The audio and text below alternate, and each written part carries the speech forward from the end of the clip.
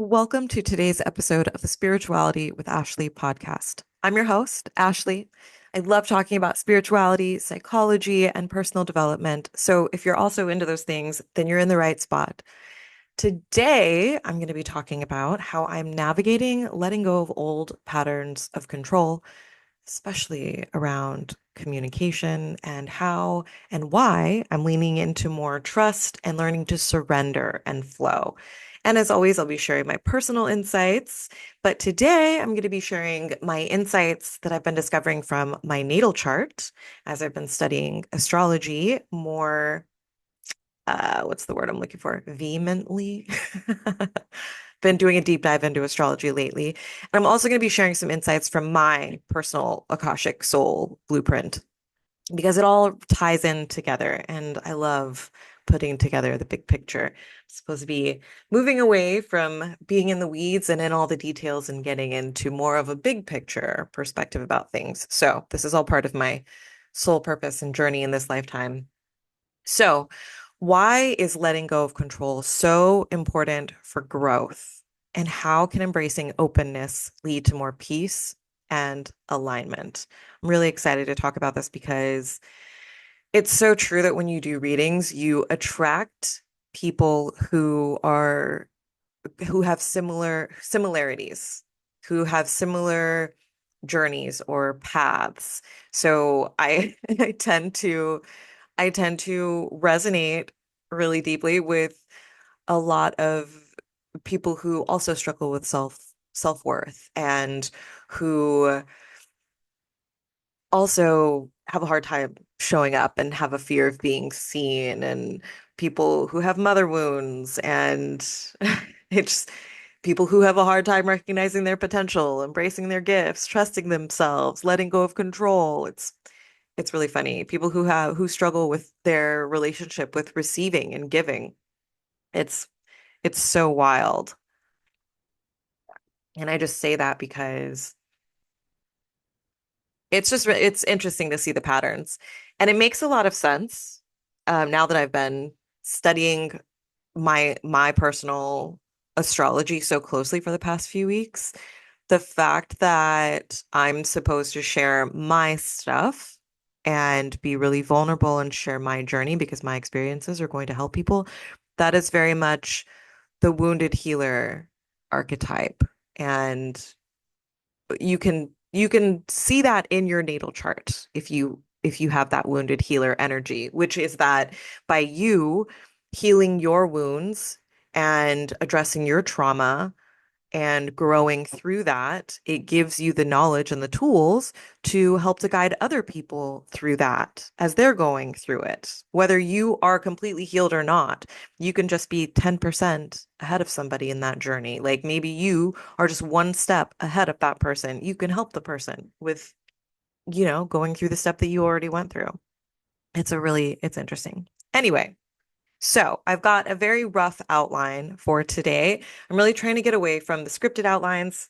So many people have told me that they prefer when I go off script and share more about my experiences. So that is the tone I'm going for moving forward because I'm really, really, really, really, really focusing on letting go of these old patterns and really embracing moving into what I'm meant to learn and grow into in this life, which is a beautiful segue into my next point, my little astrology note that I have. I'm really going to try not to get very technical. I am still an astrology beginner, so I feel like I know a whole bunch now just because I'm learning the foundations because it's just so much. But you know, I'm still starting. So, not starting. I feel like I've been into astrology for a while, but I'm finally like getting the technical aspects and able to speak to it like somebody who is educated in astrology, which is really cool.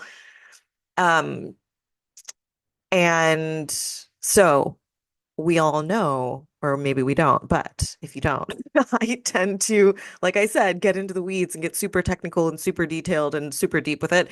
And I really want to keep it very layman's terms, keep it really simple, not do a deep dive into the technicalities because I know not everybody cares about astrology at this level or at all. So I want to be able to still convey those concepts and not drown you guys that don't care about it in the details.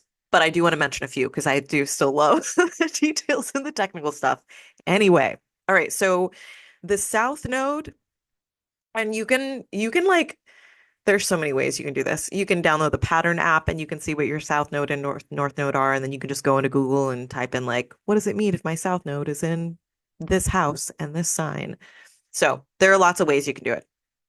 Okay. So anyway, your South Node shows you what you need to release. Your South Node is what you're moving away from. It's what happened in your past lives or your early life experiences in this life. It's something that you've mastered, that you're comfortable with, that you're used to doing, something you're very familiar with. And then your North Node. Oh, and so your South Node is what you're releasing. It's what you need to release, what you need to let go of for your growth. And then the growth, what you're moving toward, what you're growing into, where you're headed, that's your North Node.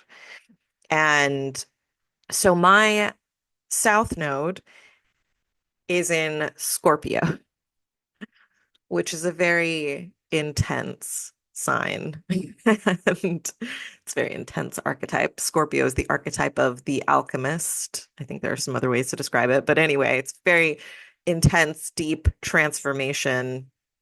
Those are some of the things that Scorpio represents. And so my South Node, when I'm moving away from what I'm releasing, is letting go of control. Scorpio is also about power dynamics and control. I just swim in that all day. That is I really relate to that. I'm surprised I am not Scorpio. I'm an Aries sun, but oh my God, my Aries sun is actually in the eighth house, which is the house of Scorpio. So that's probably why I feel very like intense Scorpio energy. But and really resonate with Scorpio energy. Oh, love it. But anyway, so since my South Node, what I'm moving away from is in Scorpio and in the third house, and just glaze over the extra stuff I'm saying. If you have no idea what I'm talking about, it doesn't matter. Listen to the concepts. So my South Node is in Scorpio in the third house, and it's about letting go of control and intensity in communication, which is so spot on. I'm, I am my addiction to control, and I want to call it an addiction. It just brings me so much pleasure and satisfaction. Like it makes me feel safer. And there's a lot of stuff in my blueprint and my chart that speaks to why I do feel this like lack of safety. And what I'm doing in this life is really learning to cultivate. And again, I attract a lot of people who are also working on that. So I can really speak to it very well. Cultivating safety within yourself so that you're not seeking it outside of yourself. There was a time when in my relationships, I would expect the other person to make me feel safe. Like, you need to speak in a way that makes me feel safer. You need to behave in a way that makes me feel safer. When what I really needed to do was find that safety for myself. And then I would exude that, vibration. And then it would help me to change my perspective and be able to feel safe in my environment, feel safe in a situation, or feel safe speaking with somebody, regardless of what their behavior, is. So, and I'm not, I don't feel like I need to explain what I mean by that. So I'm not gonna, I'm gonna keep on going. I also do a podcast with my sister, and we talk about psychology and relationships, and it's a fun time.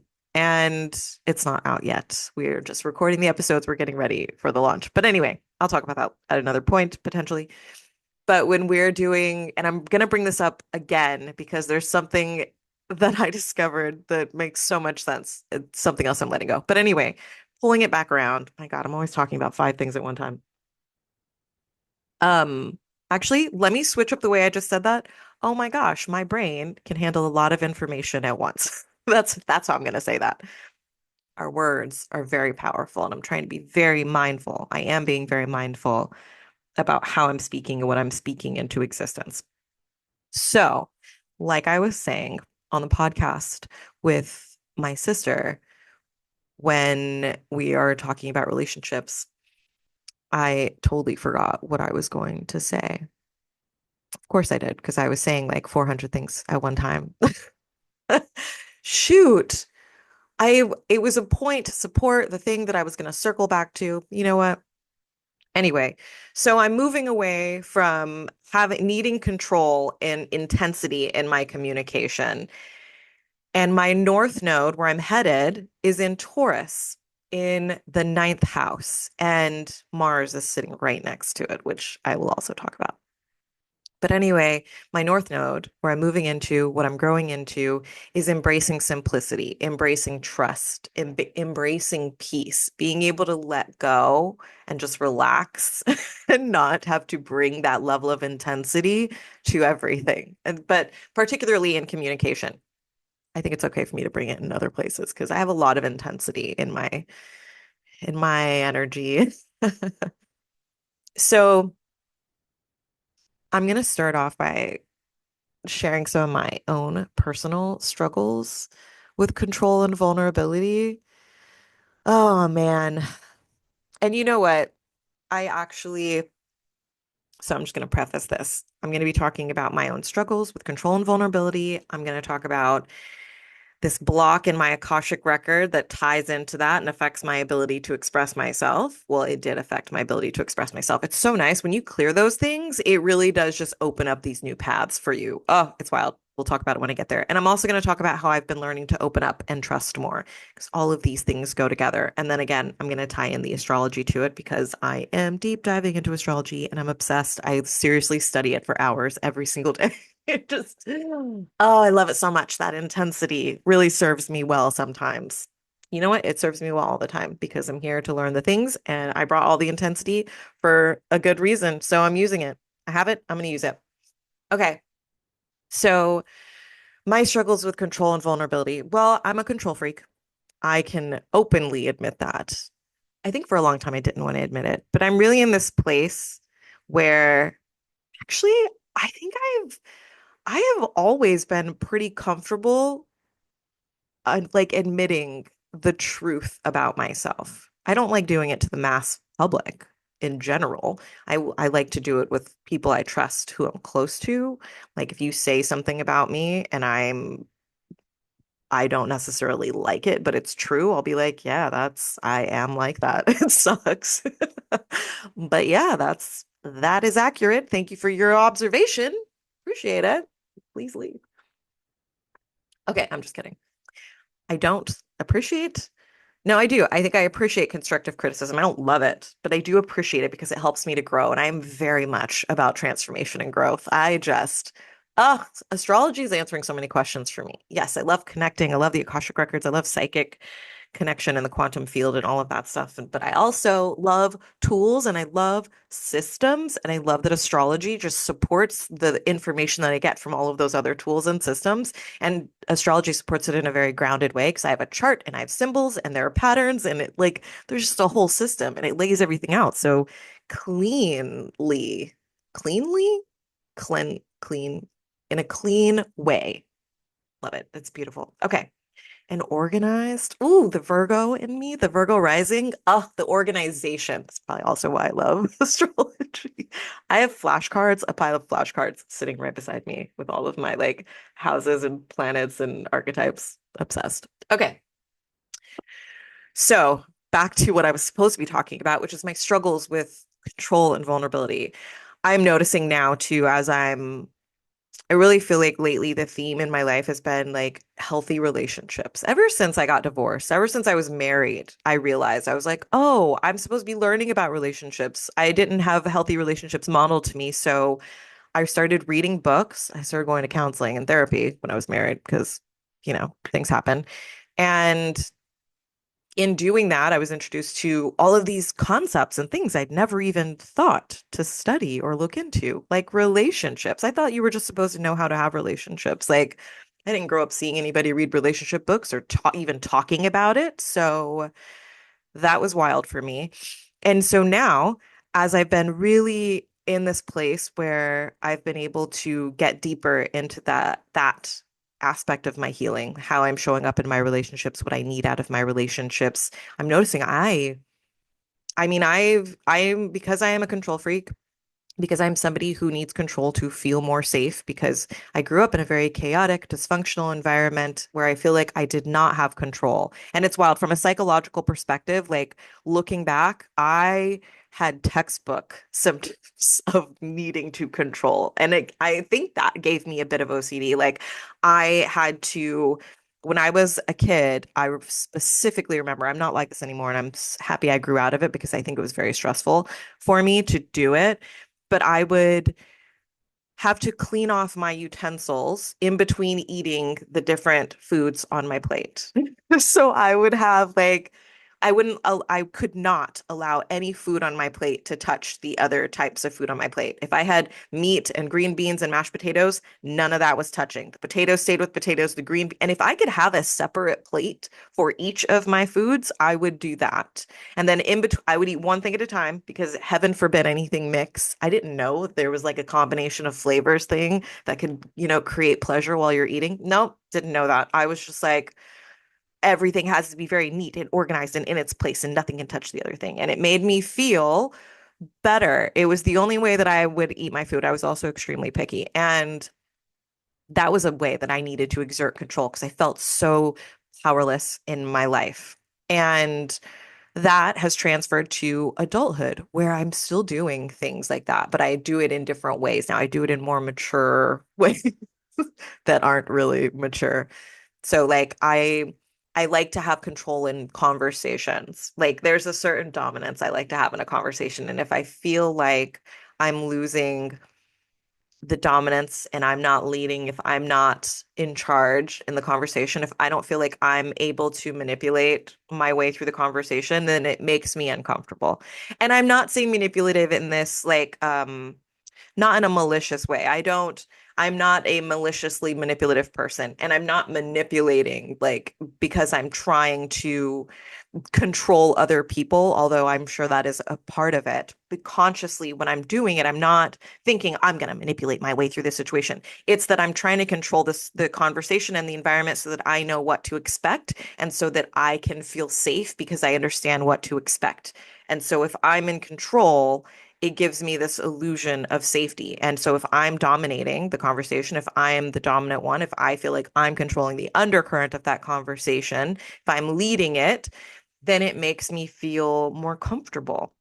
And not in that I feel like I need to dominate a conversation because I don't think I'm dominating in conversations. I think I'm a pretty good listener, but there are certain people who I have interactions with where I can see this very clearly because I think I do it more with some people than others. And I just saw a spider web, a stream. Oh my gosh, it's glistening in front of my window that I'm sitting in front of, and I'm so distracted because now I have a million questions like where is that spider and what does it look like? How big is it? What's it doing right now? So distracted. Oh my gosh. Also, spiders represent the divine feminine. They're a very powerful feminine symbol, and I'm really trying to lean into my femininity and let go of, having such a dominant masculine energy. And so I feel like every time I see a spider or spider web, it's a reminder like, hey, surrender, go with the flow, embrace your creativity, let go, stop being so controlling. Oh my gosh, that's so funny because I'm talking about control right now. And then I happen to see the spider. I've been sitting here for hours this morning. That's wild. Thank you, universe. Love that. It's literally signs everywhere. You just have to pay attention. Okay. Oh, so back to what I was saying. Oh God, we know how I am about this. Shoot. I know that I was talking about dominating conversations and not doing it maliciously. I'm manipulative in my communication style because it makes me feel safer to have the control. And it's, yeah, I don't feel like people feel like I'm controlling in my conversations. Like I said, I'm not trying to dominate the conversations. It's just that I'm always, I don't want to say I'm always doing anything. I am currently really focusing on cultivating this inner safety and feeling safe because I think I just in generally have this air of not feeling safe from past lives, from childhood, from patterns, from psychological, subconscious programs and stuff. And I am working on healing my root chakra. I'm not working on it directly, but I'm working on, I'm in that process. I'm laughing because I was like, I'm not directly working on it, but it's a byproduct of the other things I'm doing, which is true. And so anyway, I also, oh, so I was going to mention that in my podcast with my sister, I, oh, I remember what I was saying now. I only notice the manipulative things I do in conversation when I'm speaking to certain people. And it's usually people who kind of mirror my intensity a little bit, who, yeah, it's not everybody. I don't feel like I do it with most people, but there are a handful of people that I do it with. And it's because I get that same energy from them. So it's almost kind of like the Libra in me is mirroring what they're doing. And it's just also a natural thing for me to do.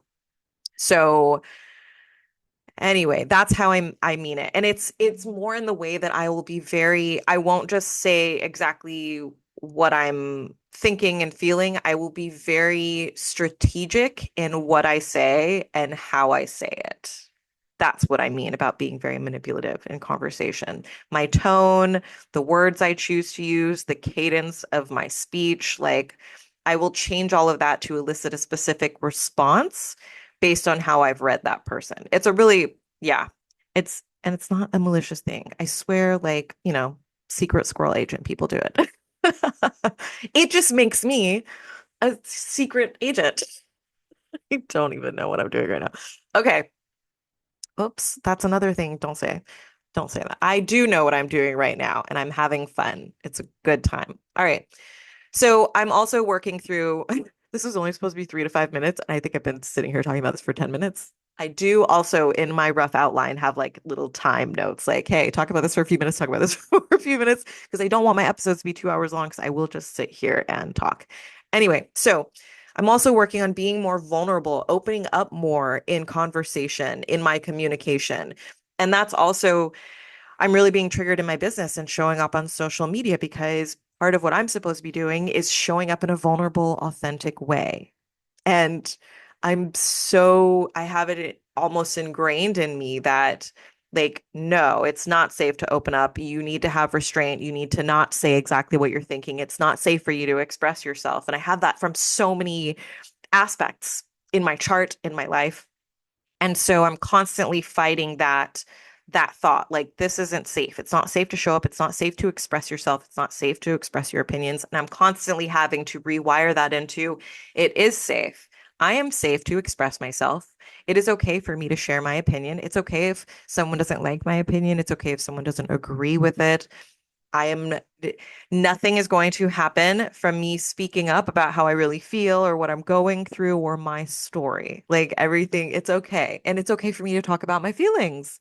It's okay for me to share my emotions. It's okay for me to feel them. I am constantly having to say things like that because in the background of my brain, my subconscious, it's like I said, it's this constant, like, you're not safe, you're not safe. And so, me affirming that I am and recognizing when I'm not feeling safe and then having to take stock of the situation, like, okay, I'm on a podcast right now. I'm going to share my story on my podcast. It's totally safe. If I want to share personal details, that is safe and it's okay. And it feels unsafe to me because it's something that I'm not used to.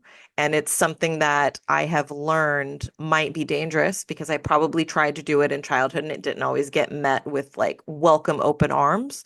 And in past lives, I know that I've been killed and maimed and raped and tortured and all kinds of other things for, sharing my truth and speaking up and expressing myself. So, of course, that is going to give me some stuff to work through with vulnerability. So I'm working on that, working on it in my business, I'm working on it in my relationships, my fear of intimacy and abandonment. It's wild, man. And that's also in my chart, which is just, I love it. Love astrology. And I also found out recently in my Akashic Soul Blueprint, I had a block and it was a vow of restraint. So you can in your past lives, you can take these vows where you say something and there's so much energy and intensity behind what you say that it creates this vibration that sticks in your energy field and it just stays. And somebody else can do it to you as well, which is wild. I mean, I guess that's kind of like what a curse is. It's when somebody speaks something at you that's supposed to affect your energy. And people's thoughts and words do affect your energy. They have an electromagnetic resonance, and your field has an electromagnetic resonance, and it all interacts. But you also can affect your field. And that's why it's important for you to feel good about yourself and love yourself and speak to yourself in a loving way and speak good things into the universe. Speak positive, uplifting, loving things, because that counteracts any of the other stuff that's coming at you from other people who maybe are not as on point with their energy hygiene. You know what I mean? So you got to empower yourself, take the power into your hands, do it for yourself despite what's happening outside of you. What you are doing for yourself and what you are doing inwardly is more important than anything happening outside of you. Okay, so anyway, that vow of restraint, that block, which was cleared in my Akashic record, I no longer have it there.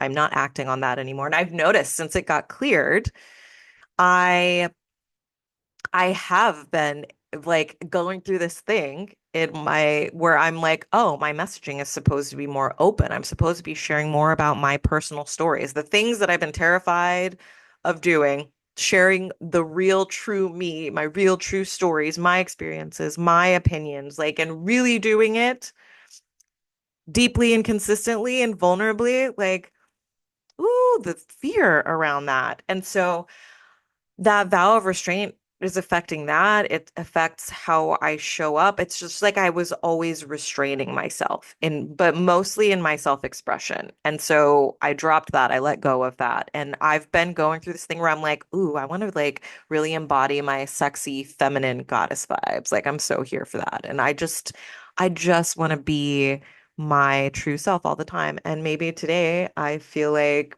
dressing like a biker chick and wearing all black and like leather and being super edgy. And then tomorrow, I feel like embracing the goddess vibes and wearing like shimmery gold makeup and being super feminine and so because I had this pressure that I put on myself where I was like, oh, people expect me to show up like this. This is what people are expecting from me. So this is how I'm going to be. And I have this innate skill. I forgot where I found this out from. You guys know I'm always doing all the things, but it resonated so much when I read or heard this. I was like, oh my God, that is 100% me. I have this innate, I think it's in astrology. It says it. It's probably something to do with, it doesn't matter. Um, but I do this thing where I can tell what somebody wants me to say or how they want me to be. I just have this, I know immediately, intuitively, and I just do it naturally. I don't even have to try. And so I've grown up being this chameleon to be accepted, to fit in, to be liked. It was always very important to me. And again, it's because that's how it made me feel safe to fit into the world. I thought that that's what was necessary for me to be liked because it made me more safe. If I wasn't liked, it made me unsafe. And then there was, the potential of me getting kicked out of society or something. I don't know. It's really not that serious, but it feels that serious, especially when you're a child and you're a teenager and your emotions are rampant and your hormones are all over the place. My God. So, anyway, that vow of restraint in my Akashic Soul Blueprint definitely affected my ability to express myself as did my struggles with vulnerability and control.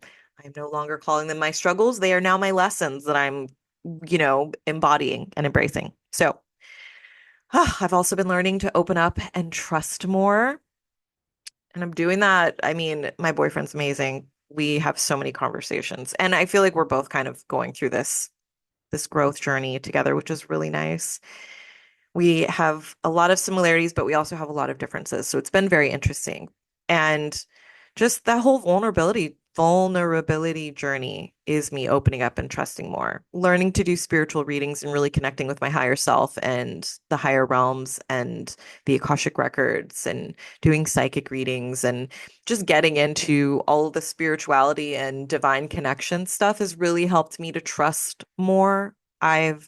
I think doing readings for other people has helped me to trust myself more than anything else because it's easier. When I was learning to read my Akashic records, I was able to do it. I read my Akashic records and then I started doing readings for other people. I got the next certification level and I started doing it for other people and I was like, "Oh my God, it's so much easier when it's not your own information that you have an emotional personal connection to. When you're reading for other people who like it's their lives and it has nothing to do with you. So much easier. It's so much easier to read for them. And so that helped me to trust because it really, um, what's the word I'm looking for? It really confirmed things for me. It validated a lot of the insights and stuff that I was getting. It really built my confidence. God, confirmed my confidence? No, I'm looking for a word and I can't think of it. But anyway, it built my confidence. And over time, it's become a belief of mine. Like, all right, well, now it's easier for me to trust myself and trust the universe and trust the insights that I'm getting, whether it's for me or somebody else, because I had so much practice doing it that now I'm like, oh, okay, yeah, whatever comes through is meant to come through. And I'm just going to trust it because I've done it so many times now. So if you are somebody trying to connect and you're still working on trusting yourself, just keep practicing, keep journaling about it, keep paying attention to the signs, keep making those connections, keep patting yourself on the back when you do make the connections. I think that's how the readings for other people help me because if when I pull through the insights and I tell you, and then you're like, yes, that's exactly the case. That makes so much sense. That really resonates. That explains a lot. That's validation for me. But yeah, I pulled something through when I delivered a message that was accurate, and then it hit home for you, and then we connect dots together. It's just so validating. And so yeah, that really helps me a lot. And as far as opening up, I feel like it's just me white knuckling my way through. It's still so uncomfortable. I force myself through. I have a lot of motivation and energy, also in my natal chart. I'm just saying. But that intensity, like I said, it serves me well. So I can just push through with the best of them. And it really helps in my healing journey when I have to do stuff that's uncomfortable. I pride myself on being able to lean into uncomfortable things because they help my growth. I love growth so much that I'm like, I will be uncomfortable if I know that it is going to serve a higher purpose. I'm cool with it. Let's go. But not for no reason. I'm not going to be uncomfortable just to be uncomfortable. No. So, my South Node's in Scorpio, which means that I've been carrying the energy of intensity and control, especially. Remember, South Node is what you're moving away from. It is where you're coming from, South Node. And so, especially in how I communicate with others, I've been carrying this intensity and control, as I got into a little bit earlier. And it's something that I'm learning to let go of. And it actually it's difficult, it's challenging, but it's feeling good. It's been an interesting journey to just kind of be myself and say what I want to say and not have all the restraint and just let the chips fall where they may. It's been this very freeing experience, and freedom is one of my values. I love freedom. So I'm using that as my motivating, like, hey, let's keep pushing forward. And then my third house shows kind of where this energy of intensity and control, that Scorpio, it shows where it plays out for me. Your house is the area of life where that energy is showing up.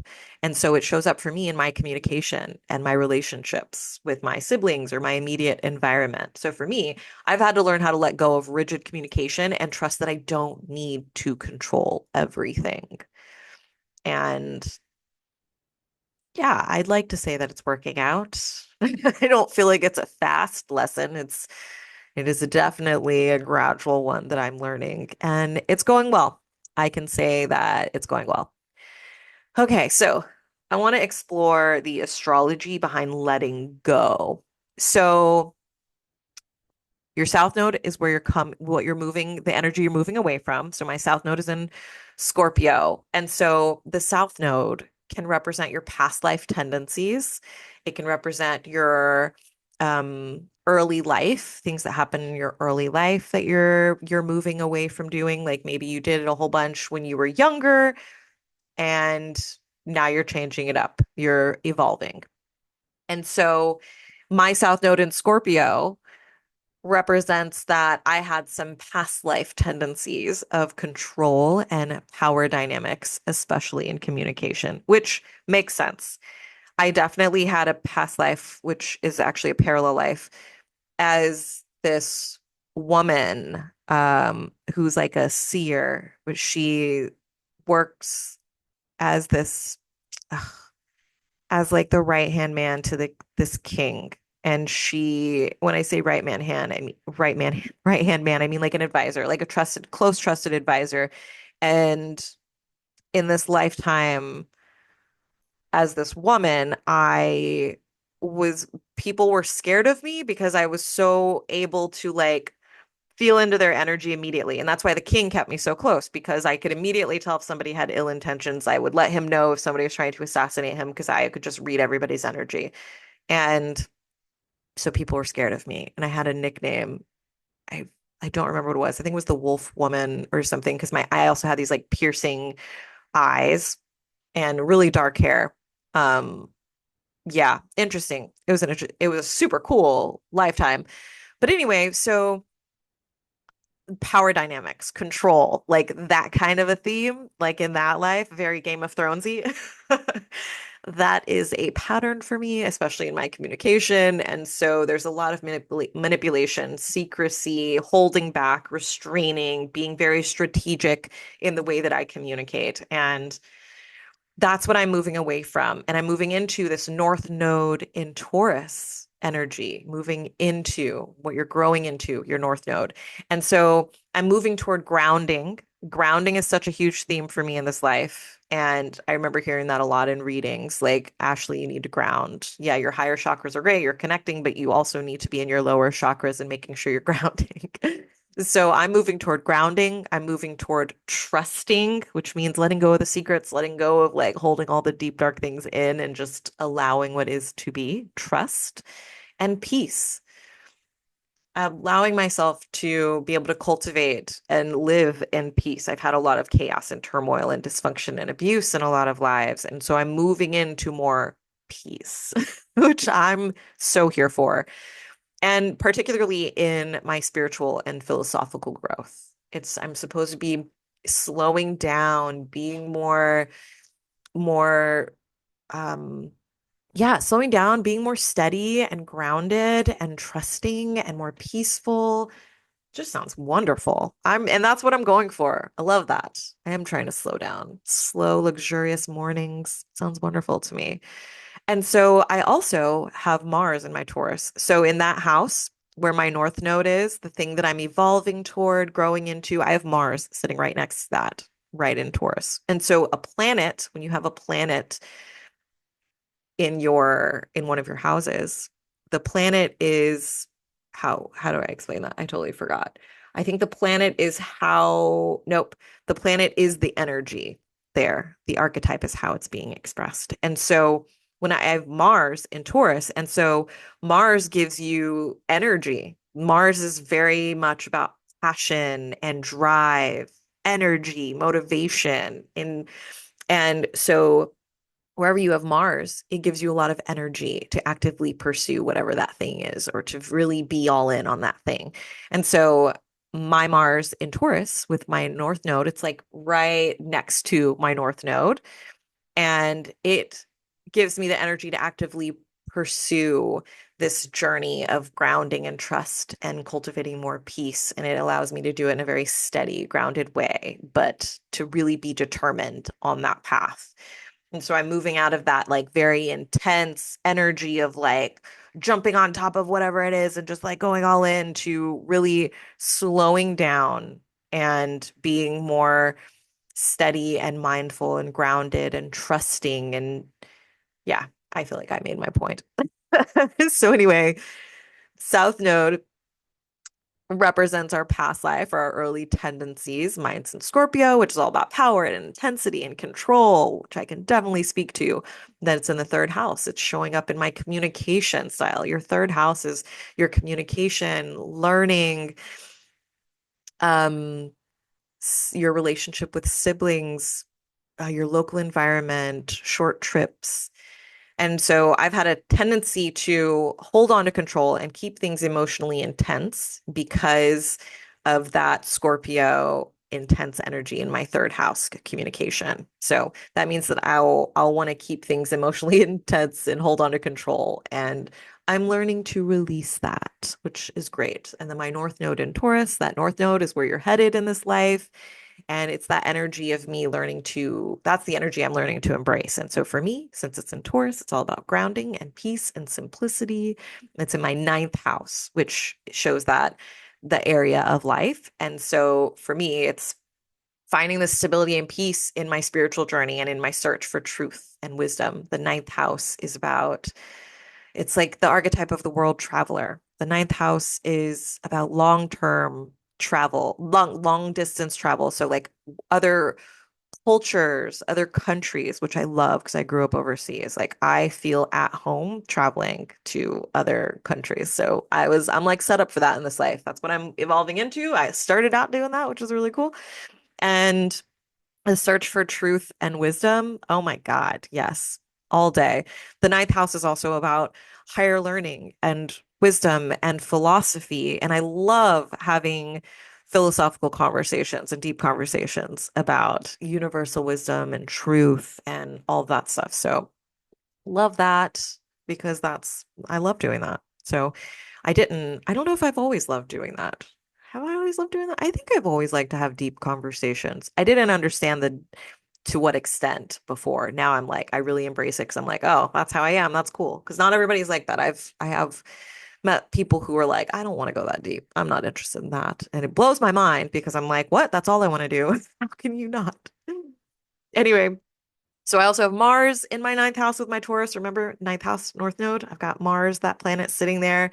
Mars is the planet of action and drive. So it means I'm not just passively learning or exploring my spirituality, I'm actively pursuing it. Remember, Mars gives you this motivation and energy. So if you look at your natal chart, wherever Mars is at, gives you a lot of energy and motivation.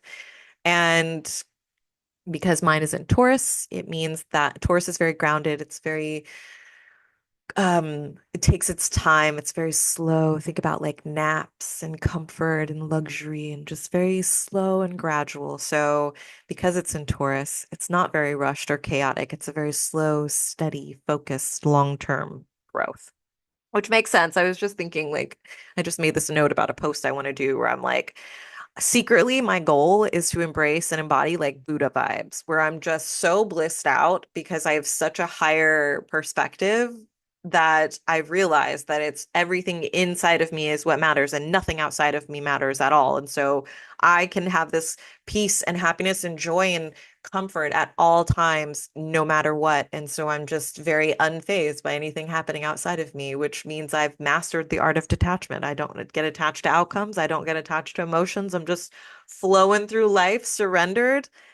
That's the ultimate goal. That is what I am cultivating. That is the image I have in my mind of me just levitating in the meditation position while chaos is happening around me and I'm just there in my bubble of peace. Like that is that's what I'm going for. And I'm really excited about it. Every day I'm like, I'm just a little bit closer to that. Just peace, man. There's been so much chaos. So much chaos. I love peace. Let's get more peace. Okay, so let's talk about some practical lessons because you guys know I like to ground the things. Hey, I like to ground the things. That's the energy I'm moving into. Grounded. Let's make them practical and grounded. So letting go of control. I wanted to share some tips about how to release the need to control communication and outcomes. And honestly, I think one of the things that's done it for me is to really just work on being as open-minded as possible, which is one of my favorite traits in people. I love open-mindedness. I love when you have a belief, but you are able to hold space for somebody else and their beliefs. Ah, I just respect that so much. And I don't find that I encounter that often. I feel like people really identify with their beliefs. And so if you're sharing a belief that's in stark contrast to their belief, I think it can be really difficult for people to hold that space because when your identity is tied to your belief, it's not just somebody sharing a different belief, it's somebody opposing you and who you are. And so by not tying our beliefs to who we are, I think it allows us to be more open to accepting that other people have different beliefs and accepting that it's okay for everybody to have their own beliefs, even if they are completely different from our own. Yeah. And I do consider myself a very open-minded person, but I still definitely, even this morning, I was about to listen to a podcast while I was doing something because my brain likes to do a lot of things at one time or it's used to doing a lot of things at one time. I don't think I like it very much. And I was listening to a podcast and I was looking at the description and I was like, oh, I almost wanted to listen to it just so I could see if it was going to align with my beliefs and what I know. And then I was like, what? No, that's not the motivation. The motivation is to listen to it, to expand, to broaden my horizons. If my belief is this thing and somebody else says something different, that's just more new information. And anything and everything is possible. So just because I believe in this one thing doesn't mean that both things can't exist. I heard a podcast recently, The Mentor Mindset. I love it by Rob Dial. He's great. And they're really short. They're like 15, 18-minute segments. I love the way that he does his podcasts. I'm like, oh, I would love to do that. I want to do some short podcasts and not always have it be 2 hours long, an hour long. Mine are usually about an hour. So he was saying that the difference between a scarcity mindset and an abundance mindset is in a scarcity mindset, it's more like this or that. I can do this thing or I can do that thing. I can be like this or I can be like that. An abundance mindset is saying and this and that. I can be like this and I can be like that. And I can have this and I can have that. So, what was my point for saying that? I can express a point and I can remember what my point was leading to. That's where I'm at in my life right now. Man, my mouth was really close to the microphone there. Well, controlling, I, in letting go of the need to control.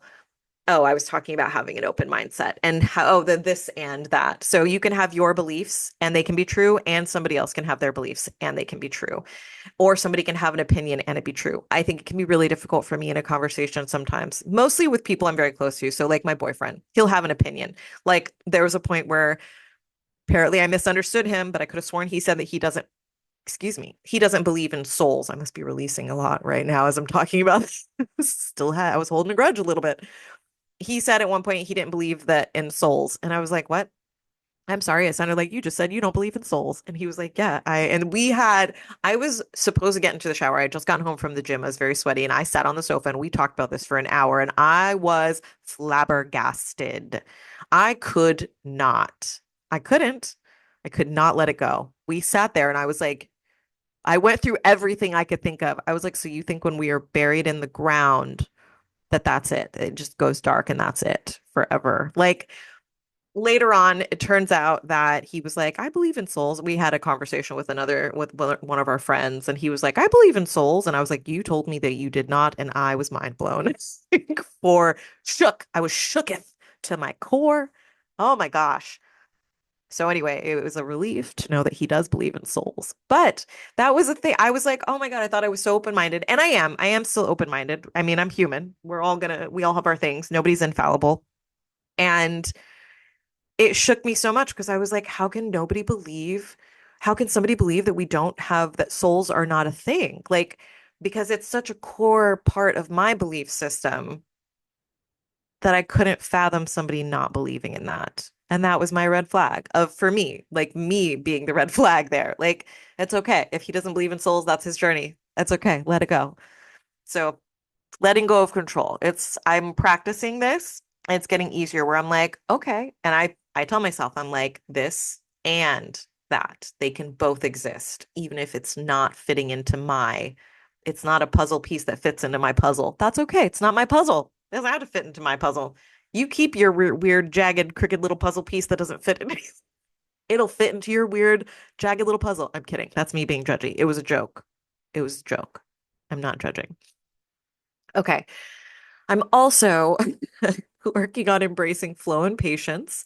So I'm working on grounding myself, trusting my journey, even when it feels uncertain. Oh my God, this is so hard to do. And I think I did a podcast about this, trusting the journey, leaning into the resistance. One of the ways that I do this is practicing the flow and patience, is really leaning into the whole trusting the universe. I am fully surrendering into that belief, and it has taken me a while to do it. I think it's a big step, and I'm really proud of myself for getting to where I'm at because I'm starting, like I said, I really am starting to learn the language that the universe uses to speak to me. And so I'm noticing the signs and I'm understanding the signs and I'm starting to really be able to reflect and be like, oh, I made this choice here. These were the signs at this point. Did I listen to the sign? What happened when I didn't? Did I listen to the sign? Did I heed the message that was being sent to me? If I did, yeah, and it worked out. Cool.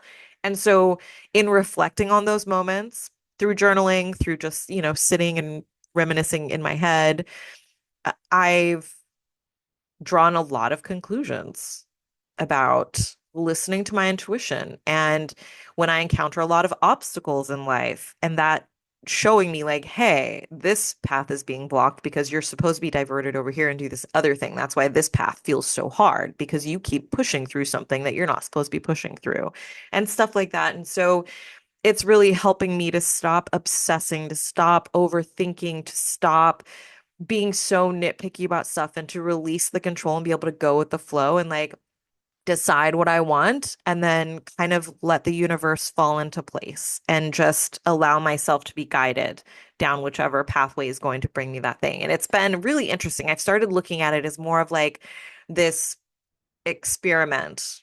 Like, oh, well, I wonder what's going to happen if I do this because I truly believe that everything is working out for me. I truly believe that I get what I want and that everything is working out for me. And that reflection that I just talked about is has helped me to create that belief. I've really, really, really been cultivating that belief that everything is working out for me. Probably, I mean, definitely in the last few months, but for sure 2024, that is something that I constantly tell myself and I constantly reframe everything. I'm like, oh, look how that worked out for me. Look how everything's working out for me. Oh, that served me in some way. I'm always looking at how something is serving me. How is this for my benefit? What did I get out of this? And it's allowed me to cultivate this perspective of, oh, well, everything's working out. So I don't have to really worry about it. I'm going to do this thing. And if it's not working out, I'll have a sign and I'll be able to make a choice about it. Oh my gosh. And it's serving me so much. What else? It's really helped me to deal with the uncertainty because I'm like, well, I'm not supposed to know what's going to happen. I don't need to know what's going to happen. My guides have my back. The universe has my back. I created a plan for myself and I'm going to trust that that plan is working out. Oh my gosh, it feels so good.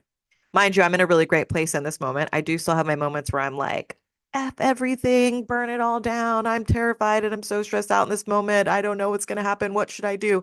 I still have those moments. They're just far fewer and less intense when I do have them. And I now I have such a tool bag to choose from that when I do get to those places, they're so short-lived and it's not as big of a deal. It's way less dramatic than it used to be. So, yes, pursue your goals with persistent and steady energy. You will get there. Baby steps are still steps. Just every single day, do what you can. Reframing has been so huge for me. Oh my gosh. All right. So, astrology. So, I started getting this astrology certification a few weeks ago. I'm doing it with Kato. Kato? I love how she says her name. She's from um, Belgium, I'm pretty sure. And her accent is so freaking cool. I love her accent. Anyway, she has an astrology course. I think it's called the Cosmic Babes Academy, and I think she opens it like it's not an evergreen thing anymore. But anyway, so she just opened a new cohort that I joined because I follow her. I love her the way that she does astrology. It's very grounded. It really hits home. It resonates with me, and I feel like astrology is just like readings. Like you have to find the person that resonates with you. You like the stuff they talk about. You like their vibe. I really love her vibe. I love the way she talks about stuff and the stuff that she talks about. And so she was a great fit for me. And I'm loving this course. So I think it ends in the beginning of December. So I'll be certified by the end of by December, I'll be certified. And I'm so excited. Oh my gosh. Like I said, astrology just really helps to connect those dots and give you even more insight into your blueprint and who you are and your purpose and your struggles and your lessons and just everything. It's wild. I'm just like this wealth of information. I feel like people don't like know about it. I didn't know about it for so long. I thought astrology was just your horoscope, and that's so far from the truth. So anyway, yeah, astrology is It's really helping to bring me clarity. It's helping me to understand myself better. It's helping me to understand my relationships. It's helping me to grow. It's helping me to embrace hard truths. It's changing my life. I'm obsessed with astrology. I cannot wait to bring it into my readings and mentorship and coaching and stuff. I'm so excited. It's such an amazing tool. And I'm definitely going to be talking about astrology more in future podcast episodes. And I'm going to be posting more astrology content as I'm making these discoveries because I want to share this stuff with you guys as I'm discovering it. Like, where in your chart can you tell if you're psychic? Like, stuff like that. It's so fun. So, I will also be offering astrology readings once I'm certified. You guys know I like doing free stuff for practice, so stay tuned for opportunities for that. So I will likely be posting on Instagram and or my email list when I start doing like astrology readings for practice. So I'll either charge very, very, very low amounts of money, like $5 for me to do an astrology reading, or I'll practice and I'll just be like, hey, first 5 people that sign up, I'll do a free reading for you, that kind of a deal, because it helps me to practice and it takes the pressure off when it's free. So stay tuned for that. Let me know what you think. I always want to know, like, how are these episodes hitting? Are they resonating? Did you get something from it? Did it spark some kind of epiphany for you? Did it help you? Are you on a similar journey? Like, was there a part of my story that really resonated with you and you were like, oh my God, she's talking directly to me right now? Like, I love hearing about that stuff because it can be very challenging to get on here and talk about my stuff and just share so openly. And so I love when you guys let me know, and you guys do let me know, which I love. And this is me positively reinforcing that. Like, yes, please keep sending me the messages. Like, post it in your stories. If you listen to this episode and you're like, yes, this is amazing, post it in your stories and be like, this was great. She talked about, finding your purpose through your natal chart. Check it out. Stuff like that. Or just, hey, Ashley's a weirdo and it's entertaining. She stumbles over her words. Check that out. Whatever you want to describe it as. Publicity is publicity. But anyway, I really do like hearing from you guys. DM me, message me. I don't really check TikTok messages as much. I'm not on there as much. I really do just try to post on social media and get off of it. I don't like getting sucked in. It doesn't make me feel great. I have a very curated feed, but I still don't like doom scrolling. And honestly, the blue light is doing something to our energy fields, I'm telling you, because I have pretty uplifting, great educational content. I love my feed for the most part. I don't have stuff on there that makes me feel bad or weird, but even just being on my phone and scrolling, I can feel it draining my energy. And I think it's because I'm giving my attention and energy to a screen. Real physical connections feel a lot better. But I, yeah, I'm going to be talking about astrology stuff more. I want to start, putting it out there.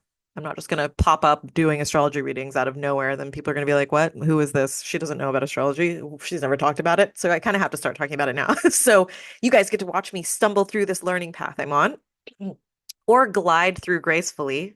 I don't know why I'm assuming I'm going to stumble. You guys can watch me glide through gracefully on this journey. See, look at that change in words. Gliding through gracefully sounds so much better than stumble through. Confidence. We're bringing confidence. We're cultivating that self-worth. All right, guys. As always, if you like the episode, share it with a friend, share it with your family, share it with somebody that you think would enjoy it or benefit from it.